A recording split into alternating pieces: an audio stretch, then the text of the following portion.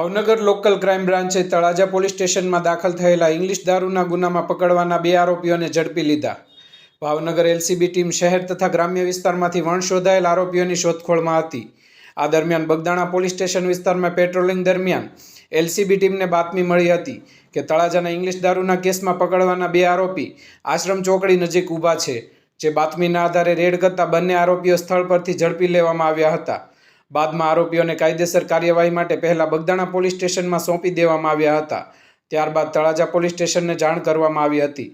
પકડાયેલા આરોપી પ્રવીણભાઈ પોપટભાઈ બાંભણિયા, ઉંમર 32, રહેવાનું ધાગાધાર વિસ્તાર, કરમદિયા રોડ, બગદાણા, તાલુકો મહુવા. ભૂપતભાઈ વલ્લભભાઈ સોલંકી, ઉંમર 42, રહેવાનું વાડી વિસ્તાર, કુંડળા રોડ, ઠાડજ, તાલુકો પાલીતાણા. જેઓ તળાજા પોલીસ સ્ટેશનમાં દાખલ થયેલ પ્રોહિબિશન કેસમાં બંને આરોપીઓ ફરાર હતા. આ કામગીરી કરનાર police staff police inspector AR વાળાના માર્ગદર્શન હેઠળ PSI VC જાડેજા તથા સ્ટાફના અરવિંદભાઈ બારૈયા, ભરતસિંહ ડોડિયા, તરુણભાઈ નાંદવા, ગંભીરભાઈ પરમાર, પ્રવીણભાઈ ગળસર વગેરેના જોડાયા હતા.